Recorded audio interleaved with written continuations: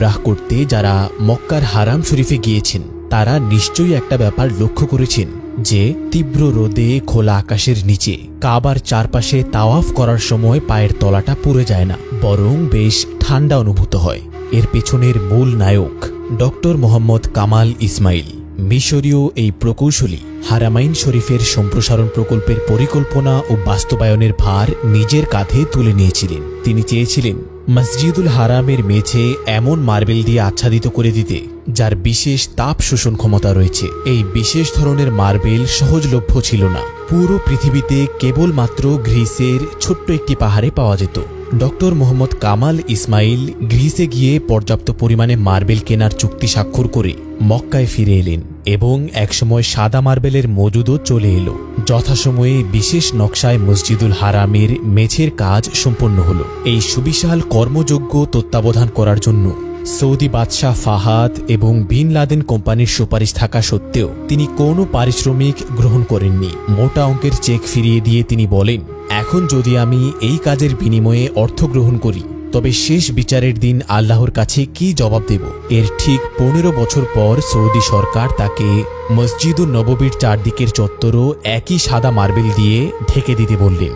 কিন্তু বিশেষ ধরনের মার্বেল কেবলমাত্র গ্রিসের ওই ছোট্ট জায়গা বাদে গোটা পৃথিবীর কোথাও পাওয়া যায় না।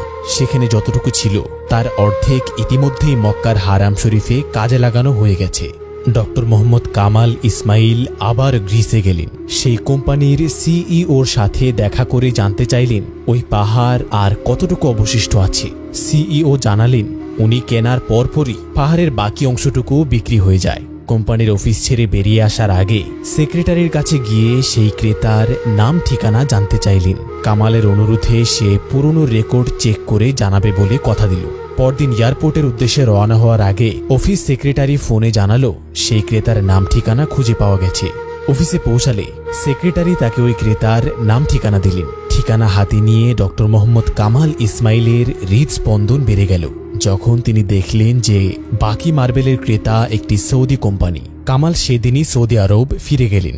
সেখানে পৌঁছে তিনি কোম্পানির ডিরেক্টর এডমিনের সাথে দেখা করে জানতে চাইলেন মার্বেলগুলো দিয়ে কি করেছেন যা অনেক বছর আগে গ্রিস থেকে কিনেছিলেন। তারা খোঁজ করে জানালো সেই সাদা মার্বেল পুরোটাই স্টকে পড়ে আছে, কোথাও ব্যবহার হয়নি। এই কথা শুনে কামাল ফোঁপাতে শুরু করলেন।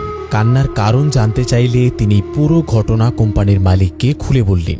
ডক্টর কামাল ওই কোম্পানিকে সৌদি সরকারের পক্ষে একটি ব্ল্যাঙ্ক চেক দিয়ে তাতে ইচ্ছেমতো অর্থের অঙ্ক বসিয়ে নিতে বললেন। কিন্তু কোম্পানির মালিক এর বিনিময়ে মূল্য নিতে অস্বীকৃতি জানিয়ে বললেন, আল্লাহ আমাকে দিয়ে এটা কিনিয়েছিলেন, আবার তিনিই আমাকে এর কথা ভুলিয়ে দিয়েছিলেন।